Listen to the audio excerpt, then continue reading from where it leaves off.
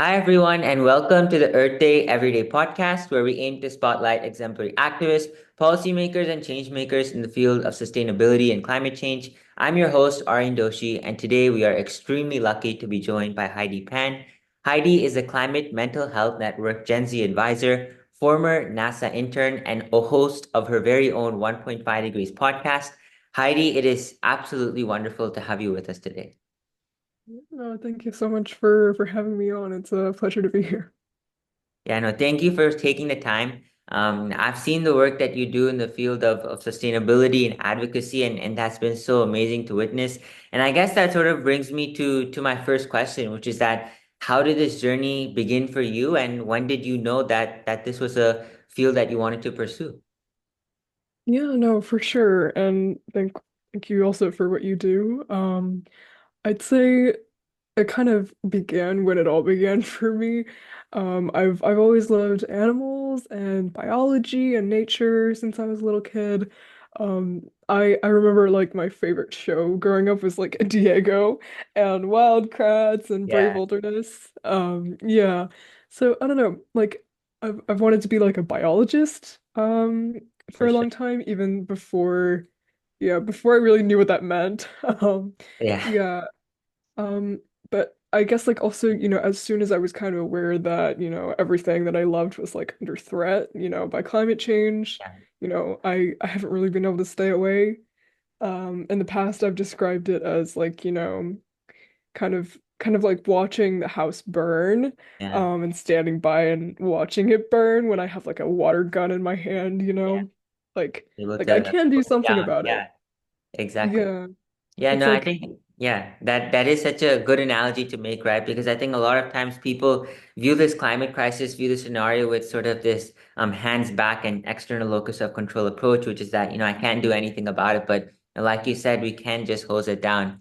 And I know on that note of climate change, that sort of does sort of bring me to maybe another talking point, which is today when we look at, which country is responsible for emitting what, right? When we look at the breakdown between the global north and the global south, oftentimes we find that, the global north responsible for 99% of emissions, whereas the global south really only 1%. And yet it's the global south that is oftentimes forced to bear the brunt of a lot of the activities done by countries in the global north.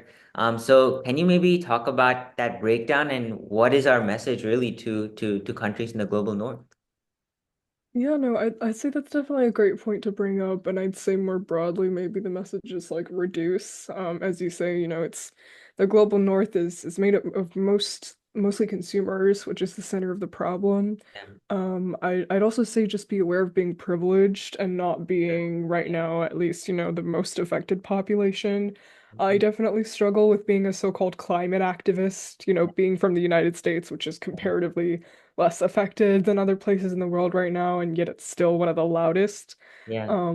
Yeah, the global north needs to involve and like I feel like make way for the voices of the global south. I'd say don't just stay aware of, but keep in contact with them within the movement here. And I think that point you make about contact, right? It's sort of this notion of inter-country collaboration, right? How do we have countries from all over the world come together and participate in important events that address climate change? But hypothetically, right, even if you are to go to the global north and tell them that, reduce emissions, do this, do that, if you look at sort of the trajectory in all these graphs, we already have been emitting on a pace that is expected to be absolutely horrible for our planet, right? And a lot of climate scientists out there are saying that if we continue, even if we maybe curb or stop the rate of what we've been emitting, um, the rate at how much we've been producing for centuries upon centuries of centuries, that's going to be really problematic. And so even if we do get to net zero, how do we deal with what's already up there, what's already in the atmosphere? And so, what do you sort of say to that? Yeah, no, certainly. I'd say, in terms of my expertise, I don't know this deep, Yeah. scientific like details, but I'd say more broadly from my perspective, like we're not really doing enough to achieve, so to say, like net zero or whatnot. And in terms of what you're saying, which is already contained within the atmosphere, I think there's a lot of like big solutions that are being propped up right now, like carbon capture. Yeah. In my opinion, that's like kind of a waste of money, resources, and time that we don't have in terms of we could prioritize, preserving natural means of carbon sequestration, in my opinion, such as like, conservation of our forests and oceans and soil and wetlands, etc. I think that's a great point to make because a lot of times people look at these sorts of modern types of technology and they it's a pull for them, right? They're attracted to it. But I think they forget about, like you say, the old but yet very effective forms of conservation like trees and planting that help, like you said, to sequester CO2 and eliminate it from the atmosphere. Um, but when we sort of talk about this, right, I think a lot of people, especially when you bring about topics like net zero, and even if we do achieve it, we're still in such a problematic state. I think for a lot of them, it can be hard to sort of cope with that, right? And I think when we think about, climate today, I think there's this sort of emerging field where a lot of time, I mean, people's hearts break when they look at what's happening to our climate, especially on an emotions perspective. And it's hard for them to deal with, right? Especially when they think about future generations, their kids, the kids after them, and the planet that they're going to be inheriting due to our actions, right? The generations of our actions. And so what do we sort of do about that? And how do we go about telling people that, our hearts may break, but ultimately we sort of have to sort of stick on this maybe positive, optimistic note as we deal with the issue. Yeah, I will be careful about like the positive optimistic note because yeah, as you say, it's terribly difficult to remain all Sure. sunshine and rainbows when everything is clearly not that. Yeah. Um, I think the thing about climate change is that if we don't do anything, the trajectory we're on will break everyone's hearts anyways. Like I mean to take an example where we're both located in the Americas, like recent hurricanes have been devastating for Yeah. millions, and as we know, those are exacerbated by climate change. I interviewed Dana R. Fisher, who is an author on this issue, and Yeah. she noted in our conversation that it's not likely that the mass action we need will happen without people feeling the impacts directly. And there's already a lot of people who already fall into that category. So broken hearts or, people who are experiencing effects are spurred into action already. So it's not so much about probably yelling at climate deniers all day. They'll probably not see reason until they're, like sad to say, affected personally. I think it's about keeping broken hearts from apathy and disillusionment and, staying on the path of empowerment and action. Yeah, I think, like you said, I mean, it not for all of us. I mean, everyone is going to view it differently, but I think, even if we do let people's hearts break, I think it's important to just create a community with one another, people who you're able to resonate with and build off of, that I think is so important. And I think you mentioned something really, really essential there, which is that unless you've been affected by it personally, a lot of the times it's very hard to resonate with the mission and resonate with the problem. And something sad that I've sort of seen happen is recently, I mean, we've seen a lot of climate refugees where people in countries all across the world, they're forced to leave their homes where they've been born, all because of this scenario. And I think that sort of ties back to what you're saying about unless you've been personally affected by it, it's very hard for people to see reason. Is there anything like when you think about problems like that, like climate refugees? I mean, I know it's sort of a hard problem to hone in on, but I mean, is there anything that comes to mind when you think about issues? Well, certainly there is a little bit of like helplessness and hopelessness in the face of it, especially as, like a young person who's not really at those kind of like levers of being able to make such a huge difference that it's immediate. I'd say like just trying to focus on what is in my control helps with that. Like, trying to focus on local action because hopefully that could translate into eventual, like bigger movement towards positive change. Yeah, and I think when we talk about action, right, like the first thing that comes to people's minds on this day in world is policy, right? How do we make sure Mhm. that, we elect officials, we elect people with power who are willing to sort of do something about the issue? And even if we aren't in that scenario where maybe our policymakers don't see the validity in the issue, how do we go about about dealing with that? Yeah, it's very relevant. Sadly, as we've seen in this election in the US, there seems to be enough people in power who don't prioritize the climate. Certainly the Trump administration hasn't been and will not likely be in favor of supporting the climate movement over, the personal profit. Mm. Um, I will cite this. According to the largest public opinion survey on climate change, the People's Climate Vote, about like 80%, I think, of people globally want their governments to take stronger action against climate change. Wow. Yeah, Yeah, and I don't think to my knowledge we can expect with so much right-wing BS and power that much power or sorry, much progress yeah, will come from the top down in the more recent years to come, but more so the bottom up. I think like grassroots movements and how we go about pursuing change is just pursuing change in spite of everything and everyone who benefits from things like I guess not changing sure. in the direction that we need. And I think when you also look about policy, I think many people, their first inclination is they look at the really high sort of positions of authority, right? But I think there is maybe smaller local climate action. I mean, has there been any sort of moment where you've seen it, like you talk about grassroots, where you've seen it or been a part of it, where you see maybe at the mayor level or maybe even beneath that at a community level, where you've seen that sort of organizing take place? Yeah, I mean, I'd say this is probably an extremely local level, but like I've met with students from schools who push for like, action within their like school communities. And that's kind of like a smaller example of a much bigger picture, but just the fact is there is stuff you can do, whether it be in your workforce or sorry, in your job or in your school or at the, Sure. state level. And then, then we can kind of think about like the national work that Absolutely. needs to be done. Yeah. It kind of has a ripple effect, and I think it's really all about remembering that in democratic nations, it is the people that are in power, and not letting those people that find their way at the top of that chain, dominating the conversation is important.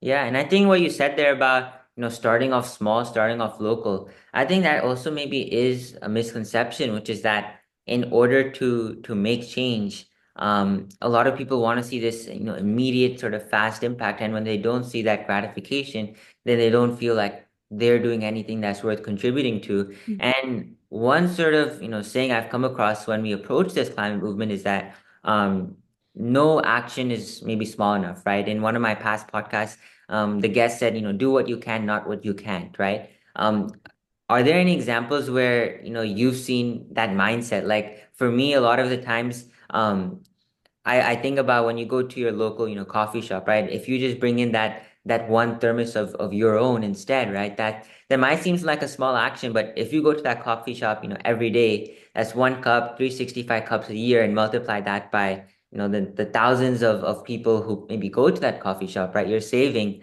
in the long run. But a lot of times we don't see that, like we don't see that maybe broad impact. What do you sort of say to that mindset? And are there any ways to alleviate it? Well, I think certainly that mindset is, it's not one that we should avoid necessarily. It's definitely what is going to lead to action that's, big enough to affect some change. But it is also kind of dangerous to hone in on that aspect of change specifically, or that kind of action only, because there are bigger people or bigger groups at play here that are responsible for majority of the issues that we're facing. Yeah, it's not just individual action as like, big fossil companies like Yeah, yeah. BP kind of, brought into the picture and made it seem like, yeah. Yeah, I think there's this sense of accountability, right? That like big corporation, small corporation, right? From person to person, we sort of all have to take on that responsibility. And I think that sort of brings me on to another point, which is that I think today when people sort of look at this, there's maybe some blame gaming going on here, right? Where a lot of the times the younger generations look up to the older generations, and they say we think this is your fault. Look at the state you've left us in, and now you don't even want to help us with this issue, right? You're saying it's not a problem, but it's something we are going to have to inherit. And I think very rarely do we sort of see, or maybe not very rarely, but it's sort of not as often do we see this intergenerational maybe movement, right? We never really see someone who's 80 years old and someone who's 15 years old, right? Just put in the same room and just forced to talk with one another, right? And I think it's something that if you do enough and you sort of see from the older person their experiences and the older person looks down to the younger person, sees their problems, maybe it can be meaningful. I mean, what are your thoughts of about this intergenerational climate move? Yeah, and I mean certainly there's always that like talk about, older generations being like, it's up to you young people now. It's in Yeah. your hands what we've created. Mm. I think in my personal experiences, I've had the fortune of seeing some of that intergenerational conversation. It's definitely happening in kind of circles where maybe it's not so like I guess media focused or like it's not really big in terms of that area, but I think climate change it affects everyone who's alive right now. So everyone obviously spans generations. I think collaboration between those who are affected by and are motivated to fight against climate change is automatically going to necessitate intergenerational action. Um, Although I will say, like, now young people and older generations have, and also marginalized communities in the global south, what have you, as you say, they're left out of the conversation. For I sure. think true intergenerational action, which I advocate for, is essential in the climate movement. That is to say, it's like it's going to play every role in every aspect of it. Absolutely right. And I think if we maybe don't have that intergenerational movement, that intergenerational notion, then I think, each sort of maybe generation, Gen Z, right, and Gen X, I mean, we're all sort of left in our isolated segments, isolated sectors, and we don't have the ability to resonate with one another's perspectives. I think maybe on another note, right? Today when we sort of think about, global warming, and the effects that it has, very rarely do we maybe think about issues like, redlining and blockbusting, which the effects of which have caused certain communities to be relegated to the periphery, right, of society today, right? Because if we look about our past actions, I mean, they're sort of translating in today's actions where sometimes marginalized communities, they're the ones forced to live next to landfills with really hot conditions exacerbated by global warming. And so do you sort of think maybe that there are any potential maybe solutions to go about this? I mean, how do we sort of create, you talk about top-down, bottom-up approach. I mean, how do we sort of view issues like that, which maybe are neglected from mainstream conversation? Yeah, I mean, certainly I can share my opinions on what can, be the solutions there. Obviously, I'm not representative of everybody that is capable of creating that change. I think certainly, as you say, like the systemic issues really needs to first start with awareness Yeah. of what that is. Like not many people know about redlining. Even people who are affected by it don't know about it. Yeah. And certainly people who are, like in fields of urban planning should be first conscious of that and then possibly, think about remediating that history that we live with and are affected by it continuously today. In terms of like specific solutions, I think that's probably the area that I can, advocate for, specifically. Sure, sure. Yeah, no, I think, like you said, I mean, it's oftentimes also this sense of education, right? How do we reach as many Mhm. people as possible, make them aware, and hopefully with that awareness, they're able to create action. And I think maybe on that note of action, I mean, right now, I think we see, COP29 currently playing out in Baku. Um, is there anything maybe that you see and you hope to take away? Even maybe not attending, but is there anything that you just hope to see happen at an event like that? I mean, even when you look at smaller events, NYC Climate Week, right? Mhm. I mean, what do you sort of hope to maybe take away? Because we all know this is an issue. We don't want to be over ambitious. We want to be realistic. But I mean, what do you sort of hope to see at events like that? Yeah, I mean, I'll give you my honest opinion on events like this. Like all cops that I've seen have been very disillusioning. I probably will never attend one, nor do I presently want to attend one in the future. Although I have attended more local conferences in the past, like you say, Climate New York Yeah. City, what may be different about this COP, hopefully, is that it could lead to action in terms of like climate finance. That's something I'm keeping an eye on. Yeah. The new collective quantified goal on climate finance, I think is what it's called. Mm. Correct me if I'm wrong, but it's an agreement on how much money the world, should spend on fighting climate change, and it's like a plan for, like how, when, where to allocate that money. I'm hopeful, crossing my fingers to see, incredible support of that at this conference. But then again, like from what I've seen, it's been a lot more talk and no action, kind of like blah blah blah, as Greta Yeah. Thunberg would say. I don't know. Hopefully I'm wrong and that doesn't happen. Maybe this conference will see something different. Yeah, I mean, I think like you said, I mean, even if when we look at maybe the outcome of such conferences, right? I mean, I think whether or not what we maybe think of it or approach it, I think even if we just maybe focus on a smaller field, right, on a local level, before even thinking about such big conferences on the national, international scale, like there's no contribution that's a small contribution. I guess maybe sort of coming to one of my last questions is you've made like an incredible sort of impact, right? You've created the 1.5 Degrees podcast. Is there anything maybe that you want to share about 1.5 Degrees, its origin story, how it got started, the people you've been able to meet, maybe what you've taken away, just anything and everything about that endeavor? No, certainly. Thank you for that question. I'd say like 1.5 started because I had a lot of questions. Like I know that I definitely want to contribute my career to climate action, even though I don't know, I'd like to do something else, but I feel like there's no really other alternative. Um, I host 1.5 to try and create accessible conversations that share more about, what the climate movement can look like professionally. Yeah. Because I think it's pretty nebulous from the outside in. Like climate work can be pretty broad, especially as climate change affects everything we know. Yeah. Um, I don't know. So I interview people that I think, are doing cool work in this space that, could potentially offer advice to be it younger generations or just generations trying to transition into climate work. So yeah, I've been fortunate enough to have some pretty interesting conversations on that aspect with 1.5. Yeah, it started like during the spring break, and I'm still kind of interviewing people when I have the time to. It's been pretty rewarding, I'd say.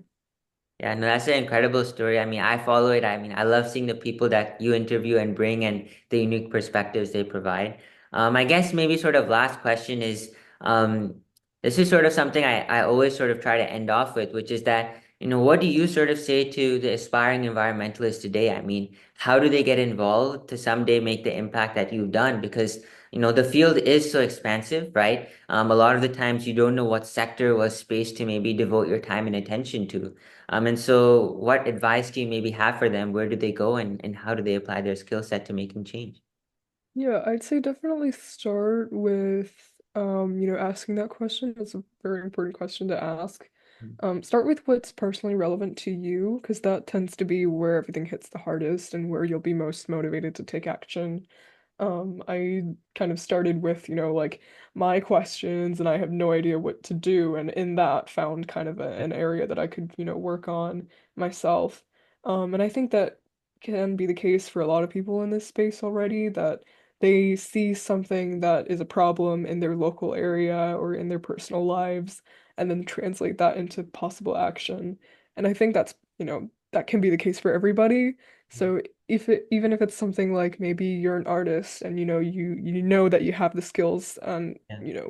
experience as an artist, yeah, Yeah. you can definitely go into combining that and pairing that with climate and become Yeah. a climate artist, I think, it's like not you said, like you put it there, right? I think it is a very interdisciplinary field in terms of you may certainly. not think of it like that, but math can be applied to environment, right? Art can be applied to the environment. There's just such a wide skill set that you could sort of bring to this climate movement. So no one should really feel excluded. I mean, we need more people, like you say.